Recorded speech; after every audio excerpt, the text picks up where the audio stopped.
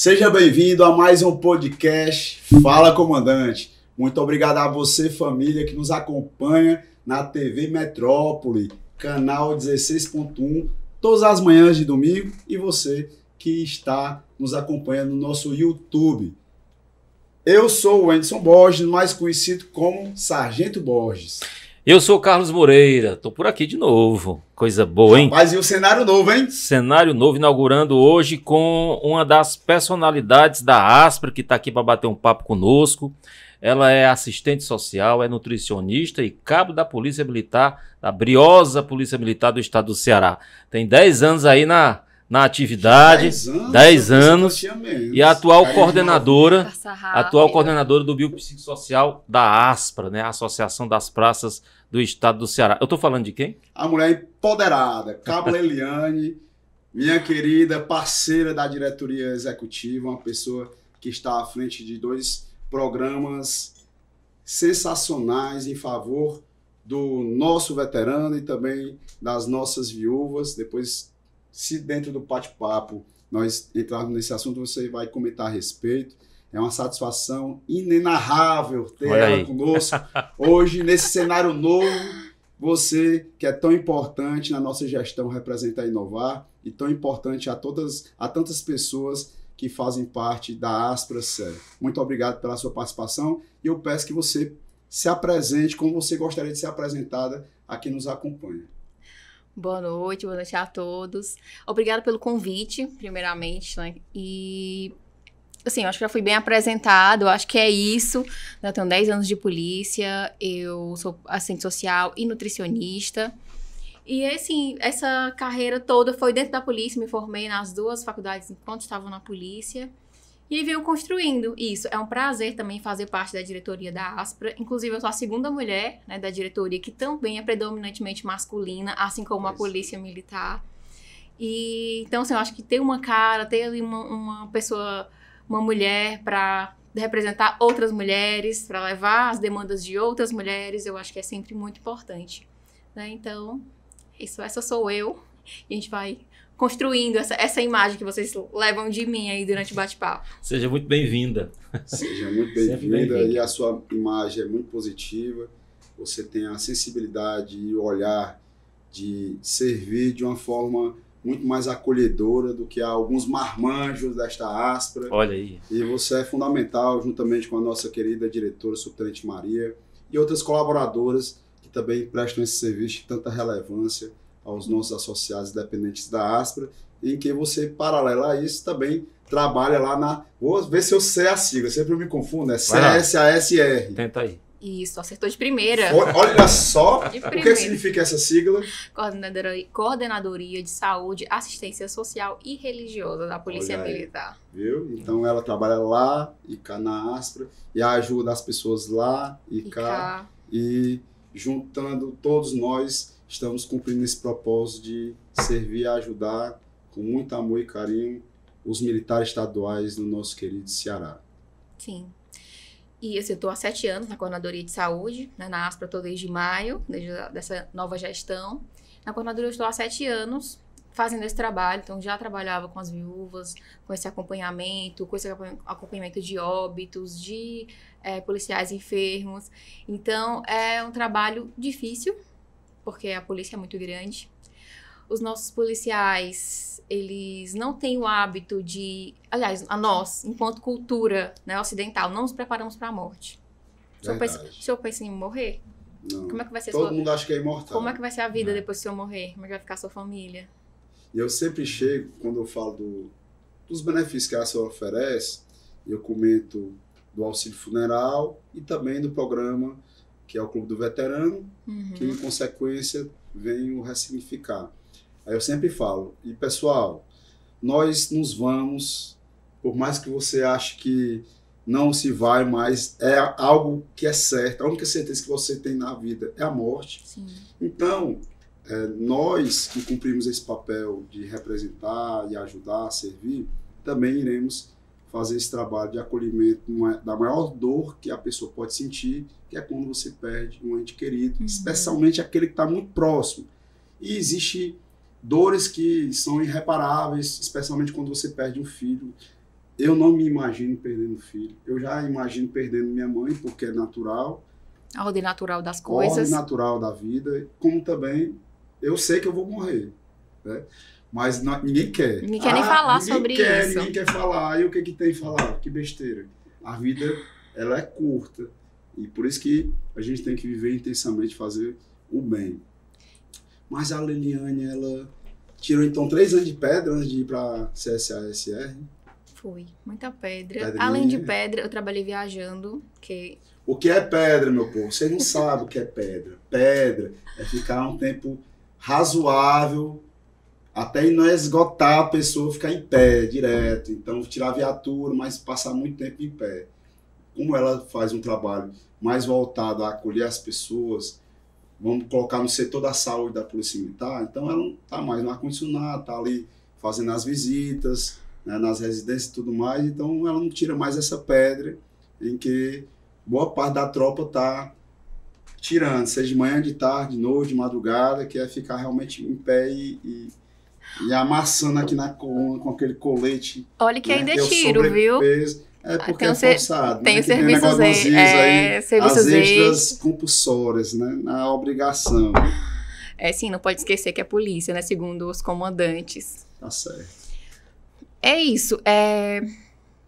Tirei essa pedra, como você falou, mas também trabalhei um tempo administrativo, também antes de administrativo de companhia mesmo, antes de ir para CSAS, e trabalhei viajando durante um ano, revezava entre tirar a pedra em Fortaleza e passar uma semana em cada cidade do interior. Então, conheci muita coisa e vivi muita coisa. Então, foi bom, porque conheci muita coisa no Ceará, conheci bastante cidades, a organização da polícia em cada espaço.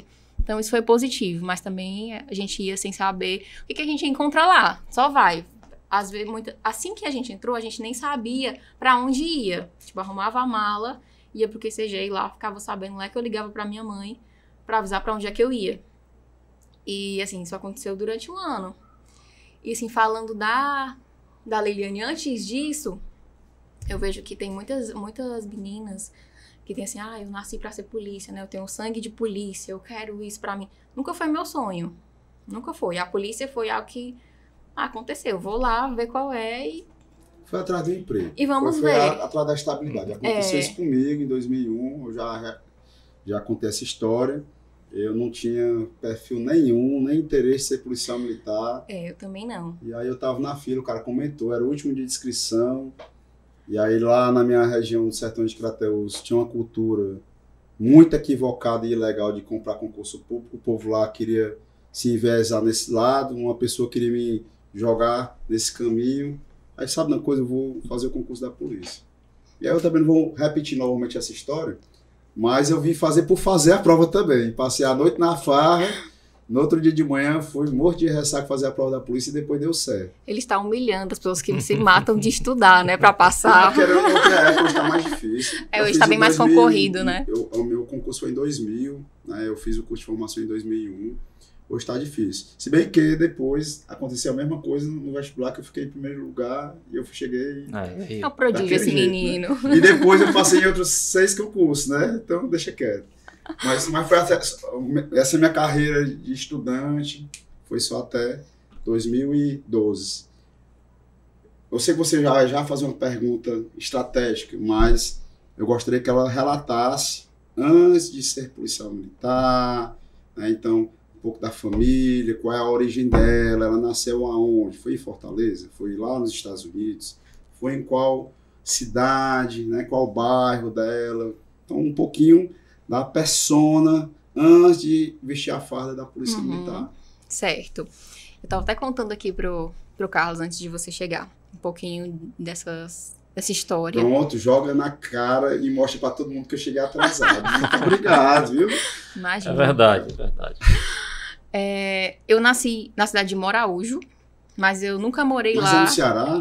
Brincadeira, eu conheço, Moraújo. Interior do interior, né? Eu só nasci lá, então eu nunca morei na cidade, foi tipo, onde tinha maternidade, eu fui lá nascer.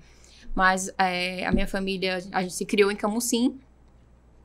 O meu pai... mais 20 Camusim, ó, tô descobrindo agora. O meu pai é pedreiro, a minha mãe é costureira. E somos 4 irmãos, 3 homens e só eu de mulher. E aí, quando a gente ainda era pequeno, os 2 mais velhos adolescentes e eu ainda pequena, com 7, 8 anos, a gente veio pra Fortaleza para tentar uma vida melhor. Os meus pais, né, queriam tentar uma vida melhor para nós, porque em Camocim não tem oportunidade, né? Lá ou você é da prefeitura, tem ali um peixe na prefeitura, ou você vai viver do comércio. Então, não tem muito o que ir pra frente. Então, para estudar, tinha que ser em Sobral, tudo era muito difícil. Então, ela veio pra cá, com todos nós, com muita dificuldade. É um sacrifício muito maior, porque morar na capital, eu sei o que é, porque eu vim morar agora nesse ano e não é fácil. Quem é acostumado no interior, por mais que não tenha as oportunidades que tem na capital, mas aqui o sofrimento é bem maior, né? Quem quer uma vida tranquila, sem muita oportunidade, mas que você vai vivendo ali no passinho do pagodeiro lá, né? Que é Deixa a Vida Me Levar. Zeca Pagodinho. Zeca Pagodinho é o melhor lugar. Agora você, não, eu quero a oportunidade, quero vencer na vida. Agora o preço é caro, morando na capital. E seus pais tiveram uma coragem muito grande, porque trazer 4 filhos... Eles deixaram os 2 mais velhos, que eram adolescentes, com a minha avó, e trouxe eu e o mais novo, que ainda éramos pequenos, né? Mais dependente deles.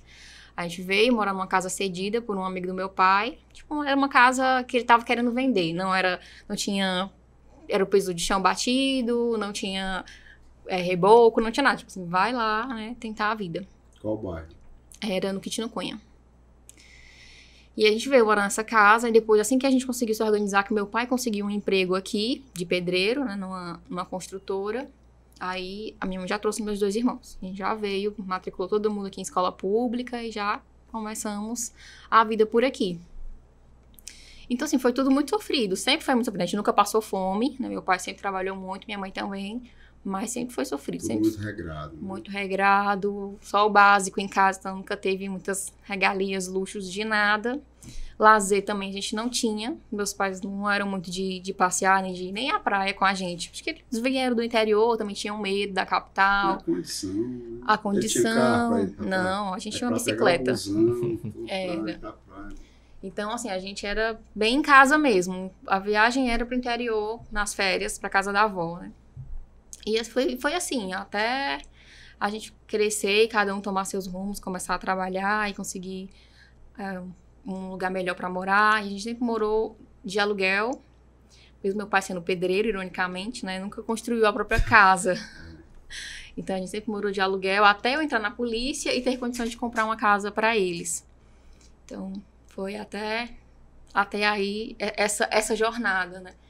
E assim, eu comecei a trabalhar muito cedo, 14 anos, 15, eu já estava atrás de estágio da escola, né, no meio período.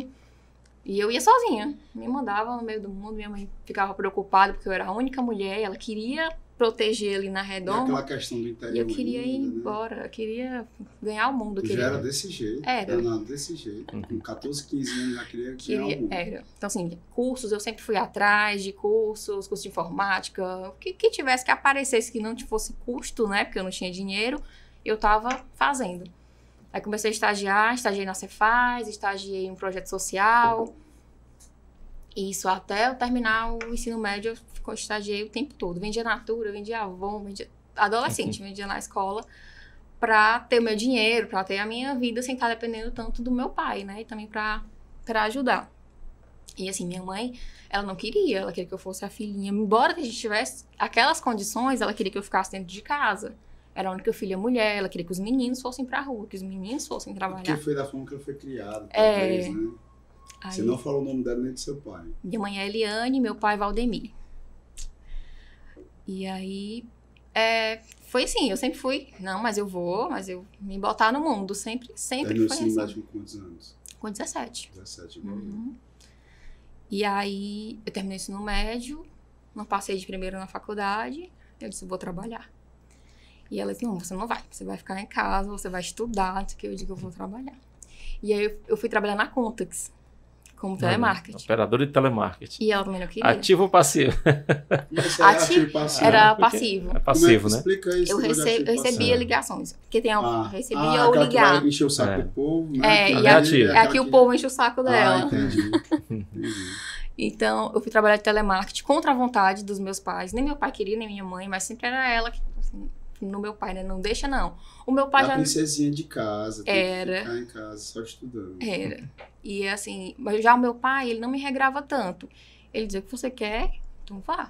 É isso que você quer. Você sabe o que você vai enfrentar, então vá. A minha mãe é que ficava brigando, ficava no ouvido dele pra ele não deixar, né? Mas eu ia.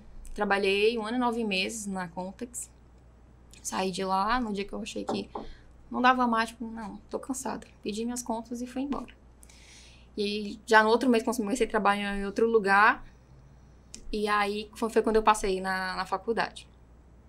E assim, eu tava trabalhando muito e não passava. Já tinha tentado serviço social, tinha tentado psicologia e não passava. Na UES, na UFC. Aí eu disse que não ia fazer aquele outro ano que eu já ia pagar a inscrição. Né? Porque eu fiz uma isenção, aí depois é meia isenção e depois eu não tinha mais direito de isenção. Eu ia pagar o valor da inscrição para a prova completa. E aí eu disse que eu não ia fazer a prova. Aí meu pai falou, você vai. Eu digo, não vou não, porque eu não vou passar. Meu pai falou, você vai, eu vou pagar essa prova, você vai fazer. Se você não passar, aí você vai ficar o próximo semestre estudando, e aí eu seguro as pontas pra você só estudar, pra você passar. Aí eu, tudo bem. Aí meu pai pagou, e aí nesse vestibular eu passei pra serviço social na UES. E aí pronto, eu continuei, quando eu passei na UES, eu saí do trabalho que eu tava, que é de vendedora, numa loja da Oi, vendia planos. E aí eu saí... Mas tem um time comercial, viu? Lá no comercial. Tem um time comercial aí que tu sabia, né? Aí eu... A gente só descobre as coisas do povo quando traz pra cá, né? Não é? Como é que pode esse negócio? Todo mundo bem caladinho. Não é, rapaz. Se amoitando, como diz. Então, pois é, bem amoitadinha. Depois eu trabalhei na loja da Oi vendendo planos. E aí lá eu pedi baixa, pedi as contas mesmo. Eu montei uma loja de presentes com o dia das contas. De presente, cesta de café, cesta de café da manhã, um monte de coisa. Montei em casa mesmo, na garagem de casa, que a gente não tinha carro, né? Organizei lá essa lojinha e deixei minha mãe cuidando. E aí ficava indo pra faculdade e cuidando dessa loja que dava pra me manter os meus gastos com a faculdade tranquilamente, sem precisar deles.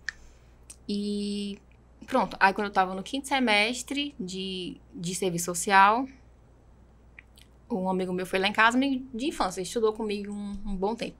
Falou do concurso da polícia que ele ia fazer, que é o Caleb, hoje é o Cabo Lima. Falou comigo pra fazer, né? Aí eu, não, acho que eu não tenho uma aptidão pra isso não. Polícia, não, acho que não dá certo não. Aí ele, rapaz, é uma estabilidade, é um emprego bom, não sei o que, serviço social não paga bem não. E realmente não pagava, né? Eu fui assim, mais por um sonho, por querer exercer aquela profissão. Aí eu pensando, realmente, eu vou ser...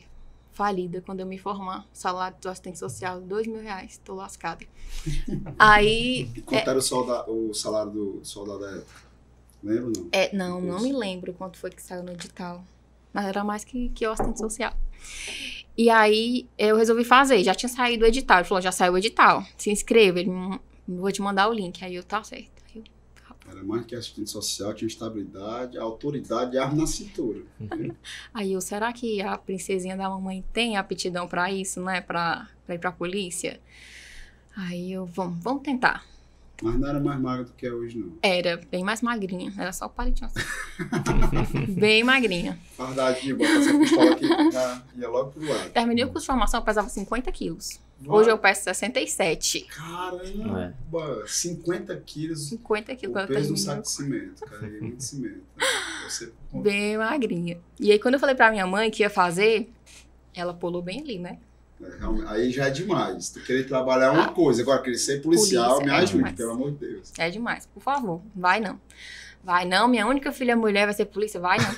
Vai de jeito nenhum. Aí eu vou... Nada a ver, não tem nenhum parente policial. Nenhum parente, nada. Não tinha a menor noção do que era ser polícia, do que eu ia. Não tinha a menor noção, não. Só vou. Foco, estabilidade. E aí, elas que não iam, eu disse, mãe, eu nem sei se eu vou passar. Vou fazer a prova e ver qual é. Eu nem sei se vai dar certo, se eu vou passar, se não vou. Vou lá. Aí ela engoliu esse H, né? Tava sendo muito precoce. Eu disse, ela é muito difícil. Não sabe nem se dá certo, só tá eu disse, é muito difícil. Eu disse, é muito difícil, é muito concorrida. Era 5% das vagas pra mulher só. Passou agora na lei orgânica pra 20%. O último foi 15, né? Foi. Agora é 20, tá uma evolução maravilhosa. E aí, eu passei. Ei, Aí quando eu passei, eu olhei lá, aí eu, eita, e agora? Eu disse, mãe, vem aqui, no computador, né? Vem aqui. Ela disse, que foi? Aí eu mostrei meu nome nela, o que é isso, Leiliane? Eu digo que eu passei na polícia. fala, tu dizia que não tinha condição de passar. Eu não acredito nisso, eu não acredito, pois acredite. Ela, e tu vai? Eu vou. Ela, Leiliane, tu tá ficando doida, vai terminar a tua faculdade, vai cuidar da tua vida, que invenção de polícia, não sei o que. Aí eu vou, mas eu vou. Mãe, eu disse, mãe, são muitas etapas daqui que eu passo. De novo, não sei nem se eu passo. São muitas etapas. Vai ter ainda teste físico, que eu nem treinava nada. Uma absoluta, sedentária total. Teste físico, vai ter prova, tem muita coisa ainda. Não sei se eu passo, mas eu vou lá. Aí ela ficou bem nervosa. Ficou falando pro meu pai pra não deixar eu ir. Mas assim, meu pai sempre, ele sentou comigo e falou assim, você sabe o que você vai enfrentar sendo polícia? Eu falei assim, não. Aí ele, pois é, você vai enfrentar a criminalidade, você vai ver coisas que você nunca viu, você vai ver gente morta, você vai enfrentar um tiroteio, coisas que você pode não conseguir resolver. É isso que você quer? Eu falei, não sei, mas eu quero ir lá ver. Ele, então, se é isso que você quer, se é isso que você acha que é pra sua vida. Eu disse, pai, eu vou, se não der certo, eu saio. Se eu não gostar, se não for pra mim, eu saio. Então pronto, faça o que você acha melhor pra sua vida. Você já é adulta. Aí, foi da minha mãe que eu fiquei engabelando ela ainda um bom tempo. Sábio, né? Ele sempre me deu, assim, pra... Essa liberdade de escolha, né? Isso aí, você sabe o que você vai enfrentar, não sabe? Que a vida é sua, né? Você já tinha mais de 18 anos. Uhum, isso. E aí, fui fazer o curso de formação. Foi aqui em Fortaleza. Na Foi. academia já? Não, foi no Colog. Que antes era... Esqueci como é o nome antes. Depois a gente lembra. Antigão, a gente sabe não, antigão. Aí porque fugiu aqui agora também. Mas enfim, Colog é novo. Calp, isso, Calp. Vamos juntos. E que eu morava perto, né? Eu morava na Major Assis. Então é molezinho. E eu ia a pé. Pertinho. Curso de formação quanto tempo? 6 meses. Curso de formação 5, né? Tinha quantas perfis lá na sala? 4 comigo. 4 comigo. E quantos homens? 36. 20, não, era... Isso. Não, Então, nós éramos 35 total, né? Então 31 homens. Uhum. E assim, foi tudo um desafio pra mim. Foi tudo um desafio. Eu não sei, o pessoal fala assim, os cursos de hoje é só canetada, né? É muito fácil. Não, é rapidinho você passa. Mas pra mim, eu não sei se pela condição que eu vivia muito aquém de polícia, do que é a realidade da polícia, do que é o militarismo principalmente. E eu era sedentária. Então, você fazer educação física 3 vezes na semana, correr 3 quilômetros, pra mim era impossível. Eu não corria 3 quilômetros. Então, assim, toda a vida era choro e ranger de dentes nesse curso de formação. Os gritos do sargento dava vontade de chorar logo. Era nada, tinha sargento que dá uns gritos. Deus do céu, o coordenador, né? Quem era? O monitor. Não fomos... Era o monitor, exatamente, era o monitor. Vamos entrar nesse detalhe. Não vamos entrar nesse detalhe, vamos deixar pra lá. Mas é porque era necessário. Não, pra vocês ouvirem, porque às vezes ele é uma pessoa maravilhosa, ele cuidava bastante da gente, nos protegia, mas assim, na hora que precisava... Tinha que ter uma coxinha básica. E aí assim, eu não estava acostumada com isso, né? A princesinha do papai. Então era difícil, pra mim foi difícil. Então essa corrida 3 vezes na semana, eu não conseguia fazer os 3 quilômetros. E aí a turma reclamava, a própria turma mesmo, né, dos meus colegas reclamavam que eu tava com uma sede, que eu não corria porque eu não queria. E aí dava vontade de chorar de novo. Eu digo, meu Deus, eu não vou passar do primeiro dia. Teste. Pra mim foi muito difícil. Porra, né? E assim, eu não podia falar pra minha mãe, né? Porque se eu chegasse em casa chorando, falando que eu tinha passado, ela dizia, você não vai mais amanhã, não. Pode esquecer que você não vai, você não é obrigada a passar por isso, né? Então, eu não contava pra ela. Eu não dividia com ela essas coisas que eu passava. Então, eu chorava. Nem com ninguém da família. Chorava. Muito difícil, né? De estar comentando a respeito. E assim, eu não contei pra ninguém da família que tinha passado. Sabia a minha mãe, meu pai e meu irmão mais novo que viviam dentro de casa. Mas ninguém, absolutamente ninguém sabia. Eu disse, eu não quero que ninguém saiba. Porque eu não quero ninguém se metendo na minha vida, dizendo que não vai, não é pra ir, que não é pra mim. Porque eu sabia que ia ficar, né? Essas historinhas. Então, ninguém sabia. Se importa mais com a vida alheia do que com a própria vida. Então, como eu sempre tive uma vida corrida, Eu saía da faculdade, ia pro estágio, então o povo já acostumado que eu passava o dia fora. Então, cadê a Leliane? Tá aí nos corre dela. Então, ninguém nem Mas você estranhava. acha que foi uma virada de chave pelo fato de você ser muito protegida pela família, sobretudo sua mãe, e de repente você se depara com a realidade totalmente, né, aquém aquilo que você vivia? Foi uma virada de chave até para a tua maturidade, espiritualmente também você tornar-se essa mulher que você é hoje? Sim, totalmente. Totalmente.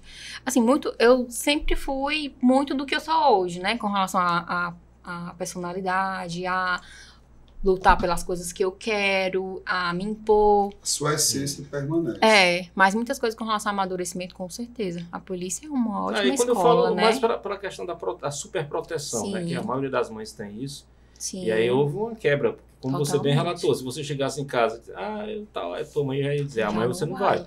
E muito pelo contrário, você aguentou firme ali porque você tinha um propósito. Eu digo, porque esse paradigma foi bem maior, porque ela era protegida, mas ao mesmo tempo ela tinha a liberdade de trabalhar e fazer a faculdade dela, numa capital, diferentemente à época no Camusim. Então, ela protegia, mas ela já tinha essa liberdade dada pelo pai para ela ir trabalhar e correr atrás dos sonhos dela. O problema que eu percebo, que não é um problema, na verdade o desafio, é a polícia militar. É o estilo que é totalmente diferente do trabalho. Por mais que ela tivesse que acordar cedo, trabalhar, ir para a faculdade, dormir tarde, já é um negócio que não é fácil. Sim. Mas aí você ir para um curso de formação, ela era sedentária, né? Ela não era nutricionista, então ela não se alimentava bem. Hoje o negócio é diferente. Hoje ela dá carão em todo mundo com relação à alimentação. Hoje mesmo eu levei o carão no médico por conta disso, da alimentação. Olha... Depois, ele falou para eu procurar um nutricionista, depois eu falei, eu não, estou indo já ali conversar com ele. Aí, então eu percebo, porque trazendo também para a minha realidade, e com as pessoas igual a você, volta e meia eu tenho que ter essa demonstração de afinidade, porque eu também tive uma vida difícil, comecei a trabalhar novo, criança, 8 anos, com 11 anos trabalhava no comércio, com 17 anos fui emancipado para ser vendedor. Então, se eu for aqui relatar, é uma vida que o percurso era muito difícil. Porém, eu era civilzão. Uhum. Eu tinha 19 anos, eu não tinha servido do exército. E aí, de repente, você não pode escolher nem o seu próprio nome, o que aconteceu comigo.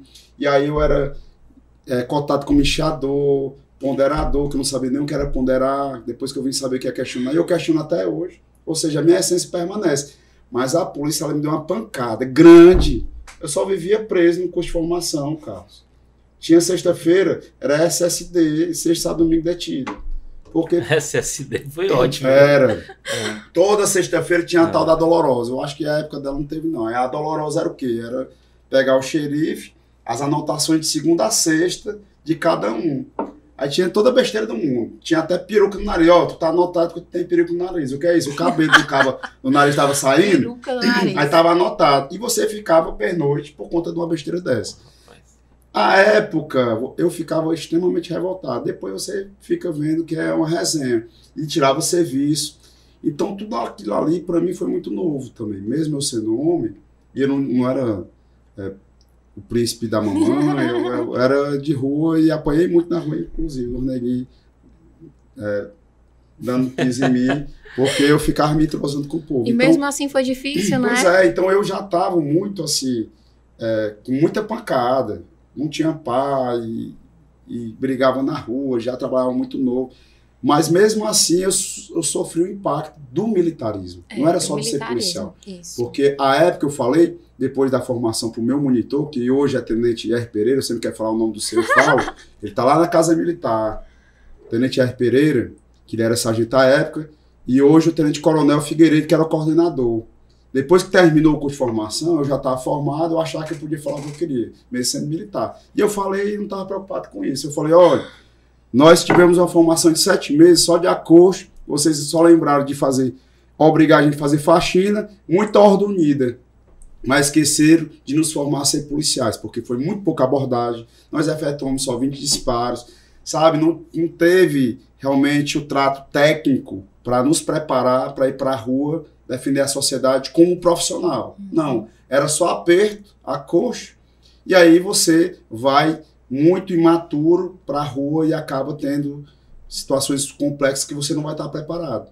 Pelo contrário, você absorve aqueles apertos no curso de formação e você acaba refletindo para a população.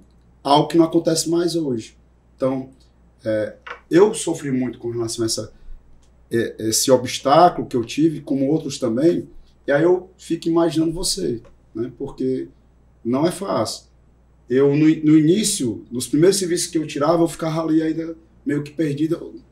Era uma mistura de vergonha de estar fardado, porque eu ainda estava compreendendo toda aquela situação. Estava assimilando. Assimilando. Aí ela, em casa, os pais não queriam, e toda aquela coisa, a família ninguém sabia. Ela, 50 quilos, meu amigo, 50 quilos. Me conta aí, conta pra gente aí como é que foi.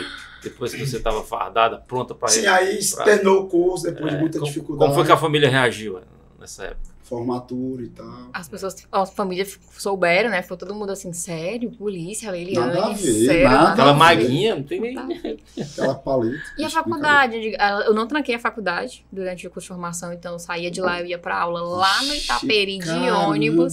Puxado. Na Avenida Silas Munguba. De Parajana. Muito mais puxado, viu? Aí eu chegava em casa às 11h30, meia-noite, aí eu jantar, dormir pra estar bem cedinho lá na Calp, né? Ela tá lá que horas? Era 6, eu acho. 6 horas. Era 6 horas. A sorte que morava perto. Eu morava perto, então isso facilitava um pouquinho a vida nesse ponto. E aí formei e fui lotada lá no Pirambu. E quando eu falei pra minha mãe que eu tava lá no Pirambu... Nós que somos do interior, ouve o nome Pirambu, já fica com aversão. Pois é. Nada contra o Pirambu. Bom Jardim e o Pirambu, que o pessoal fica falando, só tem gente boa lá que eu sei, mas... A minha mãe ficou muito assustada. No Pirambu, pelo amor de Deus, eu não acredito. Não, você não vai, não. Eu digo, vou. Ai, mas já me deram a pistola, Tarde já demais, tô aqui pronto. E aí, no primeiro dia de serviço, a gente foi dia de finados, né? Então, a gente ficou no cemitério, de pedra o dia inteiro. De pedra. Cuidando dos defuntos. E aí, no dia seguinte, foi lá no Pirambu, pra se apresentar no quartel do Pirambu.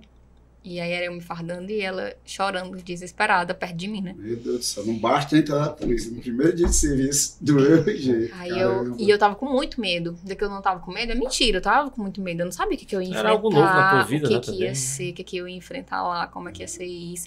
Eu ainda não tinha absorvido, assim, o militarismo de me sentir bem, me apresentar pra um mais antigo, né? Eu ficava...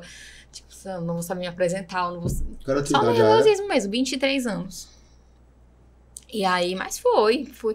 Aí, o primeiro serviço me colocaram de dupla debaixo da Ponte da Barra ali. Era um domingo. Debaixo da Ponte da Barra. Muito movimento. Só tu e outro braço. Só eu e outro recém-formado. Que no popular das antigas, recruta. Dois recrutas. Lá na Barra do Ceará. Quilos e outro também. Que também não era muito gordinho, meu Deus do céu. Mas rapaz, não tem pena não, viu, velho? Rapaz, vamos testar esse... Quer ser polícia? Pois vai. Vamos testar isso aqui. Meu Deus do céu. E aí só na atenção. Foi muito tenso. Foi um dia muito tenso. Eu me lembro, rapaz, voltando aqui, eu recruta. Aí na feira livre lá de Crateús, aí começaram a confusão, aí saí correndo, vibrando pra pegar o povo, né, tal. Chegaram, não, a gente era brincando aqui, os caras brincando de brigar. E eu já na adrenalina, eita, meu Deus, sabe como é que vai dar? Então, você fica ali realmente no psicológico, no início da carreira, os primeiros meses, tudo enquanto você acha que é uma coisa, qualquer coisa já é uma ocorrência. E eu tinha, assim, engabelando a minha mãe o tempo todinho, né? Eu tinha falado pra ela que não, as mulheres não ficam na rua, elas vão pro administrativo. Eu tinha falado isso pra ela. Em boa parte vai mesmo, né? Mas não assim que entra, né? Assim, de cara, eu acho que... tem que jogar na rua mesmo, né? E aí, assim, aí eu vou pro Pirambu e pra rua, né? Aí ela, tu me disse que ia ficar administrativo. Eu, calma, não é assim, uma hora eu chego lá. Uma hora eu vou pra CSARE. Vem cá, e hoje? Como é que ela te vê hoje, né? Hoje você... Hoje tá tranquilo. Numa condição, ela já se acostumou, né? Você tá tranquilo na polícia. Hoje a mulher é policial militar, ela é doutora, é empresária. Dona de casa. Eu ia falar sobre essa outra parte, mas depois a gente comenta também. Então foi isso. Hoje ela já tá adaptada. E assim, eu depois do Pirambu, eu ainda fiquei trabalhando, viajando, né? Então ela não sabia nem aonde eu tava. Lá que eu ligava pra ela pra dizer onde eu tava. Então ela foi absorvendo, tá bom, desistiu, né? Desistiu de lutar contra isso. Então, hoje ela é tranquila com relação a isso. E assim, Eu acho que, apesar de tudo, ela é muito grata à polícia, porque foi de lá que a gente conseguiu comprar uma casa, foi da polícia que a gente conseguiu comprar um carro. Então, foi quem deu uma vida melhor pra gente, foi a polícia, né? Foi como eu consegui dar uma vida melhor pra eles. Então, eu acho que apesar dela ter dito tantas vezes que não, né? Mas ela, acho que acredito que hoje ela é grata por isso, por eu ter enfrentado e ter dado conta. Eu acho que hoje ela fala com orgulho sobre isso, né? Sobre eu estar lá, sobre ser polícia. E é isso. Então, mas assim, eu acho que eu não tenho esse espírito de polícia, assim, né? De, como é que a gente... faca na caveira, né? Eu não tenho, nunca tive, mas sempre... Nunca quis ir pro choque, Nunca quis, nunca foi a minha aptidão pra nada disso. Mas sempre que eu estive operacional, eu tentei ser a melhor policial que eu podia ser. Então, assim, tudo que eu fiz na minha vida, eu tentei ser o melhor naquilo. Então, quando eu decidi ser polícia, eu vou lá e vou fazer o melhor que eu posso ser naquele momento. Mas, por acaso, sou formada em assistente social, a polícia precisa dessa profissional, né? Foi se encaixando. Foi. E, assim, foi muito minha cara de pau mesmo ir lá pra CSAS. Eu não conhecia ninguém. Ai, foi lá por conta própria? Foi. Foi lá, ei... Como é que é esse negócio aqui? Vocês não precisam de assistente social, não? Tô aqui Desse formada, jeitinho. doida para trabalhar nessa área. Eu tenho certeza que eu vou desenvolver um trabalho excepcional. Pronto, aqui olha aí, e tal. Exatamente. Você que foi lá. Foi. Tava de serviço na logo viatura. Vi, com todo respeito, muito difícil terem essa percepção. Mas aí, com a sua cara de pau, como você mesmo disse, foi lá. Uma amiga tinha ido pra lá por indicação de alguém e ela tinha ido conversar com o coronel, que é a Carisa, né? Que é na minha turma, ela é fisioterapeuta. Aí ela falou, amiga, eu fui conversar com o coronel lá da CSAS, que na época não tinha o R, né? Lá da CSAS. E eu conversei com ele por indicação de outro colega e eu acho que eu vou ser transferida pra lá. Aí ela disse, lá não tem assistente social. Aí eu, lá não tem assistente social, porque eu não conhecia, porque é muito... né? A gente não tinha muito conhecimento sobre a CSAS. O trabalho da CSAS era muito pequeno naquela época. Aí eu disse, pois eu vou lá. Aí eu tirei a xerox da minha ficha funcional, coloquei no colete, na oportunidade, eu vou lá. E aí, onde eu tava de serviço na viatura, e aí eu pedi pros meninos, que a área era a IS1, era muito grande, né? Então cobria ali centro, Parquelândia, tudo. Aí eu disse que queria ir lá. Eu ia fazer o que lá? Não, quero ir lá, porque eu resolver uma coisa. Eu não falei pra ninguém. Aí parei, inclusive tava o Thiago na recepção. Olha aí o Thiagão, viu? Aí eu falei com ele se queria falar com o coronel. Ele tá aí, ele disse, tá, você marcou alguma coisa com ele? Eu, não, só vim mesmo pra falar com ele. Só aqui de gatíssimo. Aí ele, tá bom, vou avisar. O Thiago avisou que tinha uma pessoa querendo falar com ele. Ele, não, mande entrar. E aí eu fiz exatamente o que o senhor falou. Ó, sou formada de serviço social, não tem assistente social aqui. E eu tava fardada, né, tava de serviço. E aí é muito importante o trabalho da assistente social com as famílias, com os policiais enfermos e tudo. O que esse trabalho aqui hoje? Aí ele, não, os meninos fazem visita, mas é só o cabo Thiago, que é psicólogo. Só tinha o Thiago e o Teodoro de motorista. A equipe era enorme, né? E eu falei, pois é pouco, né, para atender a demanda da polícia. Um assistente social, o trabalho é importante. Então, vai entender esses processos sociais, de como é que o policial tá, como é que tá a família. E eu acho que é importante, só não acha? Aí ele, não, acho. A gente até tinha antes a Daiane lá, que hoje é a capitã Daiane, né? Já tinha trabalhado lá antes. Aí saiu para ir pro curso de formação de oficiais. Aí ele falou assim, olha, você deu sorte, eu tô fazendo um ofício pra vir uma fisioterapeuta pra cá, eu vou botar o seu nome juntos. Só que eu já sabia que ele tava fazendo. Olha aí, ela adivinhou, se colou, né? Com a conexão dos astros. Foi. Aí ele, já que eu vou pedir ela, eu vou pedir o seu também. Aí eu saquei a minha ficha. Ô, mulher esperta, viu, rapaz? Tá aqui a minha ficha, dá tudo certo. Ele, então pronto. Aí me anotou meu telefone e eu fui embora. E aí, acho que eu peguei o telefone do Thiago também, pra ficar perturbando depois, né? Vai sair esse negócio, não vai sair. E aí, pronto, quando foi... Nessa época eu tava de escalante. Só que a gente era obrigado a tirar um serviço de rua por semana. Né? Nesse dia eu tava na viatura. E eu tava de escalante e ninguém sabia fazer escala, só eu, no ADM. Era sargenteante. Era. E eu disse, capitão... vamos treinar alguém pra ficar no meu lugar pra tirar minhas férias? Aí ele disse, não, férias, né? Vou trazer a menina lá do Pirambu pra tirar as tuas férias. Eu digo, oh Deus. Aí eu, não, capitão, vamos treinar alguém. Eu fico doente, não tem quem fique no meu lugar, não sei o quê. E ele, não precisa trazer ninguém não. A gente desenrola aqui. Mas ninguém aqui sabe fazer escala. Aí, ele não queria treinar uma pessoa, queria buscar uma pessoa de fora, só pra tirar minhas férias, que eu tava já vencida, e mandar embora depois que eu voltasse. Aí eu não, vou ter que falar pra ele. Aí eu disse, capitão, é porque eu fui lá na CSAS, e eu acho que eu vou ser transferida pra lá. Aí ele, tu acha que vai dar certo? Eu digo, se o senhor não embaçar, vai dar certo. Aí já é desenrolado, viu? Aí ele, por que eu embaçaria? Eu digo, não sei, né? Eu tô só dizendo que é pra dar certo. Aí ele, não, por mim, é isso que você quer, então tá bom. Aí eu, então, vejo uma pessoa pro seu lugar, eu, tá certo. Aí todo mundo que eu indicava, ele, não, dá certo não. Não vai desenrolar não. Eu disse, mas você não tá nem deixando eu tentar treinar a pessoa, já tá dizendo que não desenrola. Aí ele, não.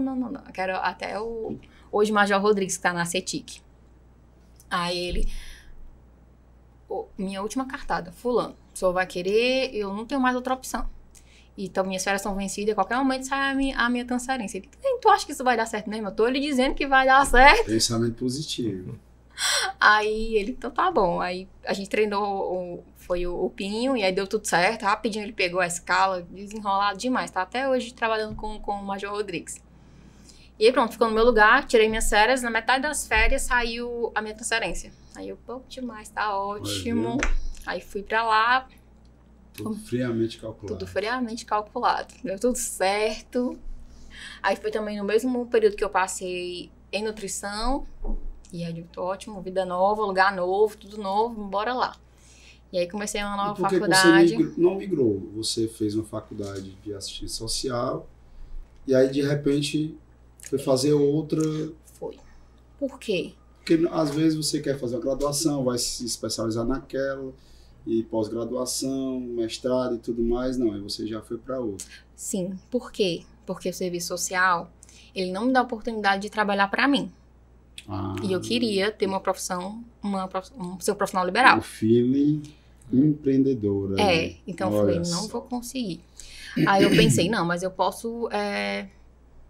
como é que a gente fala? Ter os teus dois lugares, tipo, acumular, né? Cargos. De cargos. Com relação e tem uma ao lei de serviço 2019 social. Que só falta regulamentar aqui no Ceará, que nos permite. Pronto, mas aí eu penso, o serviço social não ganha bem. Não ganha. Então, eu vou trabalhar muito, ganhar pouco, trabalhar dobrado. Eu não quero isso. Quero uma profissão que vai me dar uma estabilidade, que eu possa melhorar, fazer meus horários e viver melhor, né? Então, pensei, estudei milhões de... Botei vários cursos, assim, não, pode ser arquitetura, pode ser engenharia, pode ser construção civil, aí eu ia para as minhas aptidões, né, não tenho muita aptidão para isso aqui, eu acho que eu não sou muito boa no desenho, né, então acho que essa daqui não vai dar certo, e aí fui por eliminação, eu cheguei na nutrição, eu digo, gosto de química, gostava das disciplinas, né, que envolviam a nutrição, gostava do trabalho, eu digo, não, é isso mesmo, pronto, é isso que eu vou fazer, aí decidi, fiz o Enem, e ganhei uma bolsa de 100% na FAMetro para fazer pela minha nota do Enem, né? E pronto, fui lá e fiz, né? Os 4 anos de faculdade. E acho que sim, foi uma escolha certa que eu fiz, é uma coisa que eu gosto muito. Todos os meus estudos hoje são voltados para essa área. Então, eu já fiz pós-graduação em fitoterapia, que é com medicação natural, medicamentos naturais. Já fiz pós-graduação em nutrição esportiva e continuo estudando e é realmente o que eu gosto. Então, assim, é o que eu me identifico. Então, atendo no meu consultório, quando organizo meus horários para isso. Não tô a fim de atender ninguém. Não atendo essa semana, quero descansar. Então, para mim, foi a melhor escolha que eu acho que eu poderia ter feito com relação à profissão. Nutricionista, ele tem um nutricionista funcional, tem vários tipos de nutricionista, tudo é igual. Só para entender para o pessoal. É porque, igual a maioria das profissões, a gente se forma um generalista, Sim. Né? E aí você tem uma especialização. Normalmente, quando você trabalha uma área específica, você se especializando naquilo, você é melhor naquilo. Qual é a sua especialidade na nutrição? Eu trabalho com nutrição esportiva, clínica esportiva. Então, eu não atendo crianças, eu não atendo gestantes, porque eu acho que é um público, cada isso exige um estudo, né? Então, assim, eu posso atender de forma generalista? Posso, que nem um clínico geral atende, mas eu não vou conseguir atender as especificidades, porque eu não estou estudando aquilo no meu dia a dia, né? Diferente dos atletas, que eu estou sempre estudando suplementação nova, estou sempre estudando protocolos de emagrecimento, então é diferente. Então, é mais basicamente isso. Sou capaz de atender qualquer público, mas com aquela expertise, né, de ser assertiva naquele atendimento, aí realmente é mais para aquele estudo que você se dedica diariamente. De alto padrão.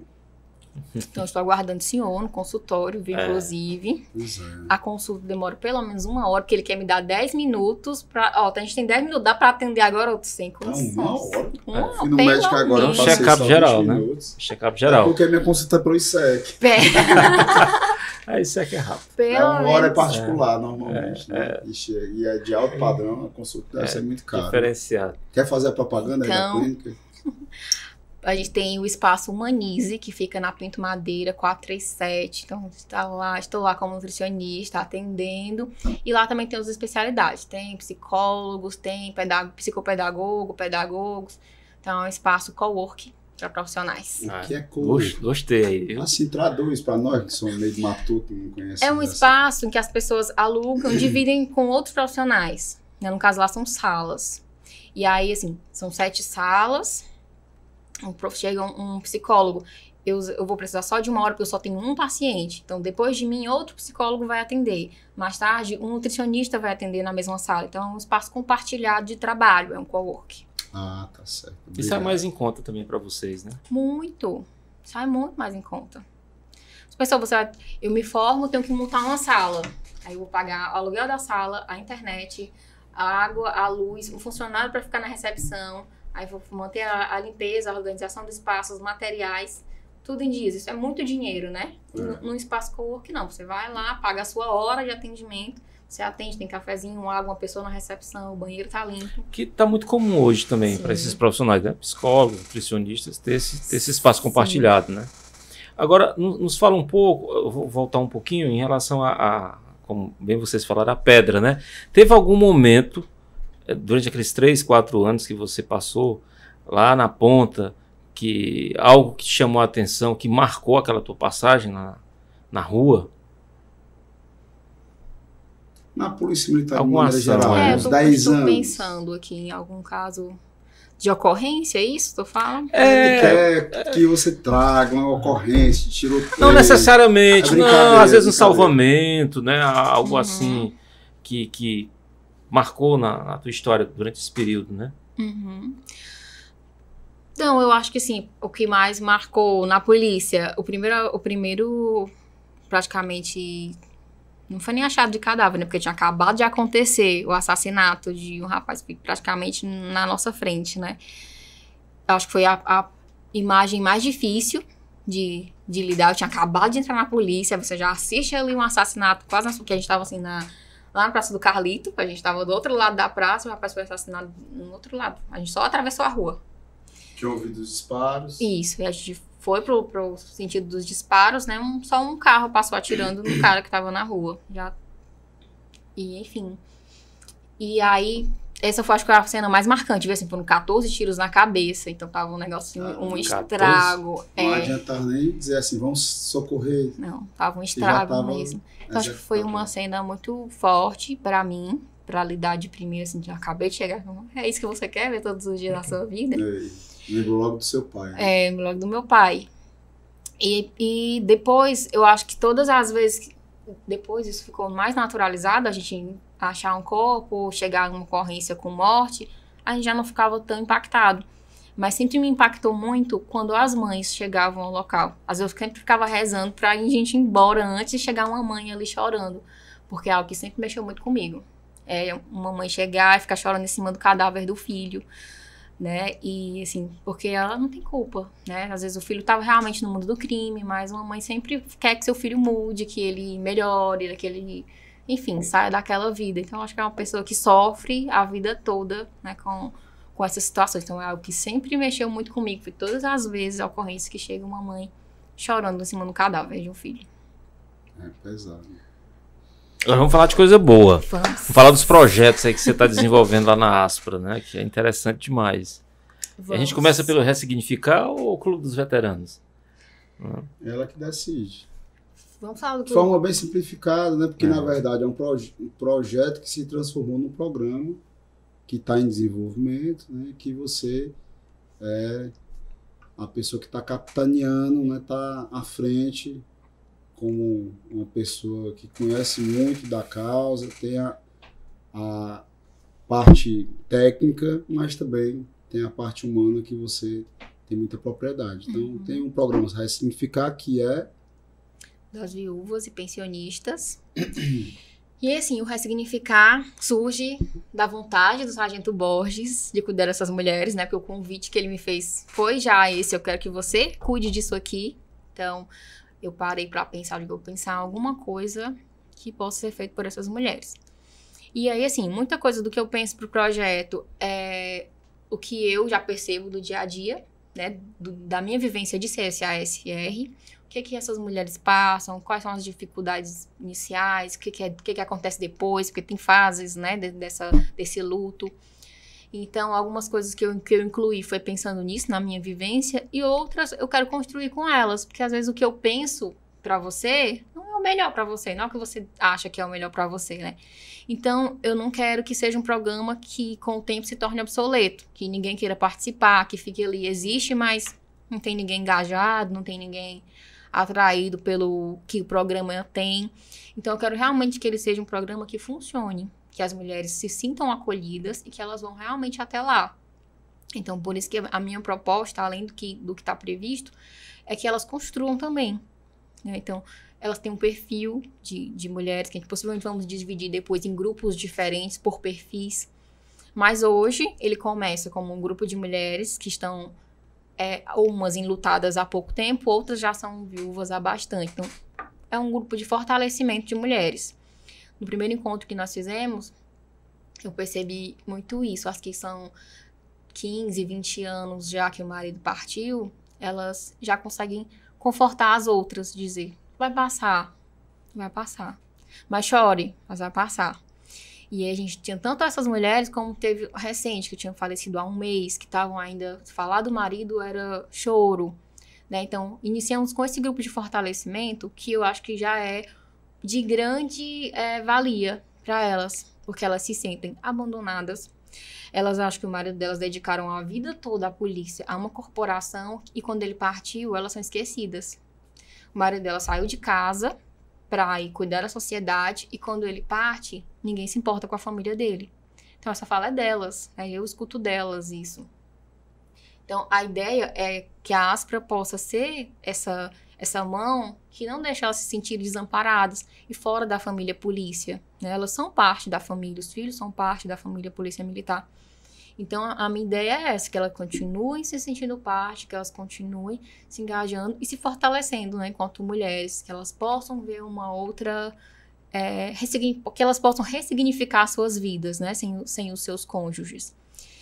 E uma grande dificuldade é que a maioria delas, o marido era o único provedor da casa, principalmente as mais antigas, né? Assim, os que são mais velhos, tem mais essa coisa da mulher não ter uma profissão, dela seria dona de casa, cuidar dos filhos enquanto o marido trabalha. Às vezes saíram da cidade delas para acompanhar os maridos em outra cidade, como acontecia muito, né, antes. E aí, elas não têm identidade. Elas são a esposa do sargento, a esposa do subtenente, a esposa do cabo.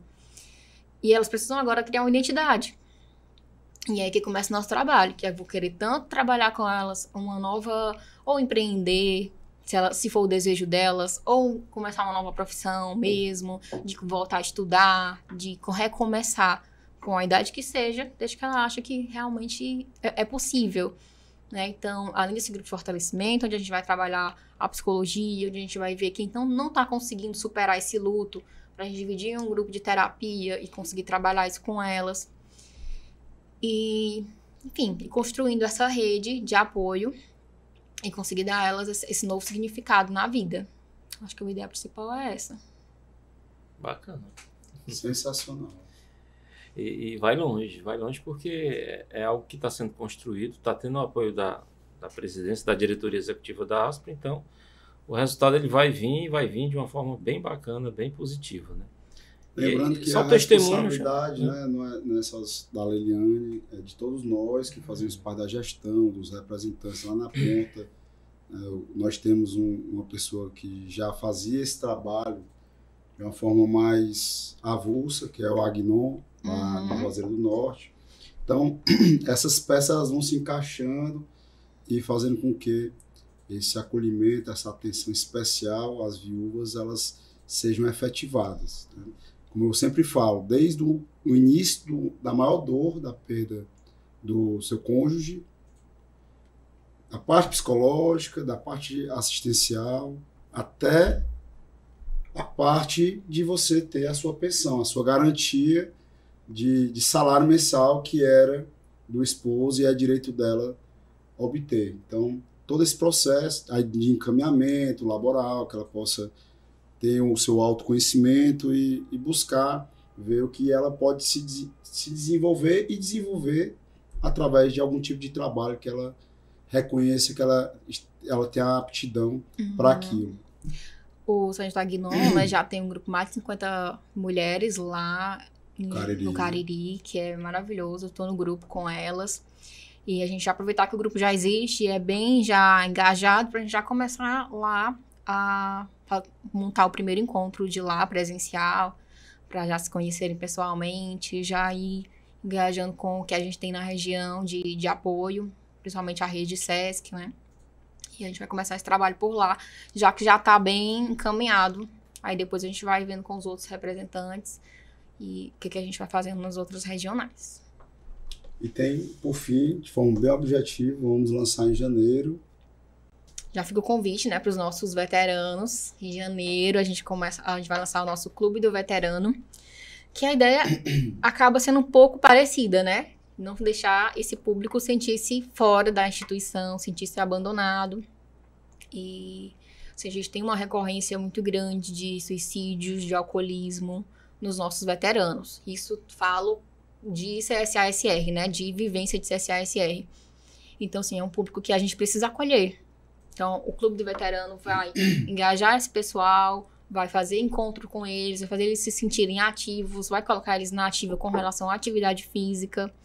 Então, acho que vai ser bacana. E é um público que, assim, do que eu conheço, eles se engajam muito, muito. Eu faço trabalhos no BSP, que são já os que estão, né, voltaram para a ativa, e a gente percebe que eles se engajam muito. Tudo que a gente inventa lá para eles vai ter um alongamento, vai tudinho. Eles fazem questão. Fazem questão. Então, você vê que é um público que gosta, que se engaja. Diferente de quando eu faço lá nos quartéis que da ativa, vai uns gatos pingados, né, como a gente diz. Lá não, lá eles participam mesmo. Então, eu acredito que o Clube do Veterano vai ser, assim, bastante engajamento, porque eles precisam de uma atividade, eles precisam se recolocar, se sentir vivos, né? Eu acho que essa é a palavra. Principalmente hoje, os nossos veteranos, os veteranos que vão ser da minha época, né? Daqui a mais 20 anos, vai ser diferente. É um povo que já tem outra profissão, né? Que já sabe fazer outra coisa da vida, que já planeja uma aposentadoria. Mas, assim, de que estão indo para casa agora, nos próximos 10 anos, a maioria não tem. Só sei ser polícia. O senhor vai fazer o que da sua aposentadoria? Eu vou ser empresário. Já tem um planejamento. A minha fase de formação é na Aspro, né? Porque a Aspro é uma grande empresa, então... A academia. Quando eu não estiver mais na Aspro, com certeza eu vou estar sendo empresário, porque eu sou doido por empreender e até os meus 80 anos eu vou trabalhar. Muito bem. Então, assim, você vê com quem tá indo para casa agora, nos próximos 2, 3 anos, ele fala assim, não, vou descansar. Não tem um propósito. Mas você vai fazer o quê? Você vai viajar? Não sei. Vou cuidar dos netos. Depois de um mês, aí ele já tá ali se coçando saturado, todo dia, não sabe o que fazer. Sabe o que fazer. Pra trabalhar e fazer alguma coisa. Aí acaba voltando pro BSP, acaba voltando para o patrimonial. Tem gente que diz que nunca mais vai querer vestir farda. Aí depois, de repente, tá lá. No BSP. Exatamente. Mas é por isso, porque ele não encontrou um propósito pós-aposentadoria. O que eu vou fazer? O que vai ser de mim hoje? Preparo, né? E aí eu percebo também, os acompanhando, que como eles passam muito tempo no quartel, tiram ISO, né, e além das escalas ordinárias, eles não se encontram dentro de casa. Você passa o dia fora, né? Quando você passa a passar o dia inteiro com a sua família, aí você vê que aquele espaço é diferente do que você convive. Né? Você não tem... agora a minha sogra tá morando lá em casa, né? A minha filha que dorme na cama com a minha esposa. E como ele dormia muitas noites fora, pra eles não importava. Mas agora ele tá toda noite em casa, aí isso já importa. Então, assim, ele acaba vendo que eu não tenho um espaço dentro de casa, né? Fui reduzido, porque eu estive muito tempo ligado ao trabalho. Então isso também é difícil para eles, né? Então, é algo que tem que ser trabalhado também, que a gente vai trabalhar a questão de saúde. A resistência, muita resistência em cuidar da saúde, em procurar um médico, em fazer exame, principalmente de próstata. Hoje eu vi 2 veteranos lá na clínica, né? Foi o tenente Aurélio, lá de Russas, pai do nosso Aurélio Júnior. Sim. E outro, o sargento Antigão, ele entrou na Polícia Militar em 66. Eu tirei até uma foto, depois eu vou colocar lá no grupo dos representantes. Aí batemos papo e tudo, ele contando a história. E eles têm essa necessidade de falar da história deles na corporação. E eles ficam imensamente empolgados quando estão entre eles próprios ou estão com um policial da ativa para falar da época deles, que na minha época eu fazia assim, eu fazia assado. Né? Ele estava comentando, Antigão, que a escala era 24 por 24, aí na folga da 24 tinha que tirar um extra. E ele era taxista. Aí o tenente chegou para ele e falou: você tá gostando aqui da companhia? Tacando o dedo nos peitos dos soldados, né? E todo mundo se ensinou, todo mundo forçadamente naquela época, né? Tinha que dizer sim. Aí quando chegou nele, o Antigão disse que tinha coragem. Ele colocou lá no dedo dele: tá gostando? Tô não. Não tá gostando? Por quê? Ora, na minha folga, eu era para estar fazendo trabalho de taxista para poder ajudar no orçamento lá de casa, não estão permitindo. E você tem carro, tem um carro. Soldado e cabo não pode ter carro, não, nessa época. Olha só o quanto nós evoluímos. Como é que é? Eu comprei com meu esforço de ser taxista, não foi da Polícia Militar, não. Eu me abri, ele contando agora. E eles ficam muito alegres, eles ficam mais vivos quando eles estão resgatando a história deles, eles estão contando, né, tudo o que eles passaram. É uma satisfação imensa. Lá no nosso clube de lazer, a Aspra, que é o melhor clube de lazer para o policial e bombeiro militar do estado de Ceará e do norte e nordeste, porque outros policiais de outros estados sempre falam que o nosso clube realmente é diferenciado. Lá, quando se encontra, eu fico lá, a patota dos antigões, sempre lembrando a época que eles tiveram na corporação. A gente pode pensar em alguma coisa nesse sentido, de contação de histórias. É bacana. Nós tivemos o Saint Félix agora, antes de ontem. Isso. Dia 12. Ele foi lá, levou o bolo para a sede da Aspra para comemorar 60 anos de Polícia Militar e 60 anos de Associação Aspra. Aí foi Muito lá, tempo. Foi lá. E participou da direção, né? Da Quase Aspra. a idade da Aspra. Foi diretor da Aspra, ele é dos primórdios, realmente. Ele conheceu o fundador, ele tem mais de 80 anos.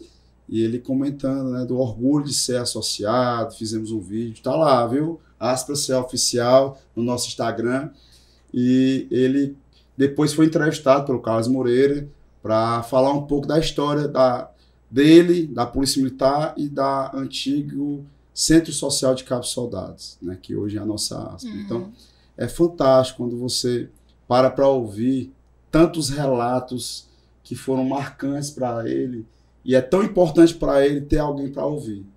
Então, você, policial militar da ativa, bombeiro militar da ativa, quando você tiver a oportunidade de conversar com um veterano, ouça, dê atenção, dê a continência para ele. O senhor pode ser coronel da ativa, mas tenha respeito ao praça, veterano, dê a continência, porque ele deu a vida para a sociedade cearense e ele fez história para que pudesse, seja o praça oficial da ativa, estar hoje também dando continuidade à missão de proteger a sociedade. Então, eles merecem a nossa continência e o nosso respeito. E estamos chegando no final, cara. Como é que pode? Finalzinho já. Como é que pode? Partindo. Eu estou deduzindo que sim. Não, tá. A gente tá bem pertinho já. Falta pouco. Vamos só mandar um recado aqui, desejar para quem está nos assistindo hoje através da TV Metrópole um Feliz Natal. Véspera de Natal, 24 de dezembro de 2023. Essa edição aqui vai sair no dia 24. Ela deu boa véspera noite, de Natal. mas para você da TV Metrópole é bom dia. E serve o boa noite também, porque esse podcast ele vai ser lançado à noite, né, evidentemente, e especial na TV Metrópole, né? Já pertinho ali do Natal e tal, para quem está em casa nos assistindo. Coisa boa, né? Desejar um Feliz Natal, muita paz, muita prosperidade para todos os internautas, os telespectadores, todas as pessoas que estão aí sempre nos assistindo, nos prestigiando. E os nossos né, convidados que é cada um melhor do que o outro. A exemplo da Cabo Eliane. E a gente está finalizando. Vamos lá? Pois qual é o seu comando, meu querido Carlitos? O meu comando para com a Cabo Eliane é liberdade de escolha. Desde quando ela começou a trabalhar, mesmo menor de idade, o seu genitor deu liberdade de escolha para ela. Não, esse caminho aqui eu vou trilhar que vai dar certo. E graças a Deus deu e está dando. E hoje ela conta a história dela, uma história que tem que ser uma caixa de ressonância, né? Vai passar aí para gerações, aqueles que, ou aquelas principalmente, perféns, né? Que estão aí um pouco tristes, vai se animar, outras que não entraram na corporação, tendo a sua história como exemplo, vão criar aquele gás, eu quero é isso. Enfim, é uma história que tem que ser contada, como está sendo aqui no podcast. E o meu comando, deixa eu ver. A mulher, ela é eclética, ela é multiprofissional, ela faz muito mais do que só ser uma pessoa isolada em determinado nicho, porque ela é assistente social, ela é nutricionista, ela é policial militar, ela é coordenadora de vários programas na Aspra, ela é acolhedora, né? Ela parece que eu ouvi falar que ela vai ser mãe, né? Olha aí. Ela é uma boa filha. Então ela é muito eclética, é corajosa, né? Porque enfrentou as adversidades e barreiras sociais e familiares por conta de superproteção dos pais. Então, a ordem dentro do comando que eu deixo, né, é um misto de ser eclética e corajosa. Cabo Leliane, doutora Leliane, futura mãe Leliane. Futura mamãe. E qual é o seu comando? Sobre mim? Sobre o nosso nós bate-papo. conversamos aqui. E aí uma lição, algo que você queira também trazer de reflexão às pessoas que nos assistem. Eu digo que não desistam daquilo que você acredita, né? Então, sempre lute por aquilo que você acredita e faça dar certo. O meu comando sempre foi fazer dar certo. Eu vou fazer dar certo. Então, eu acho que é isso. Tudo parte da sua força de vontade e o resto a gente vai trilhando ali conforme vai correndo o rio. Porque não é só focar você vai acreditar mesmo sabendo que muitas vezes não é talvez o que era o seu perfil, que é o seu caso. Porque você fala vai dar certo, mas foi inusitado você fazer o concurso, de repente você passou no concurso e os pais não queriam aquela coisa toda e no final das contas você está até hoje na corporação, poderá até sair porque a mulher já está empresária de alto padrão, né? Mas permaneça mais uns poucos 20 anos na corporação, porque nós precisamos de você.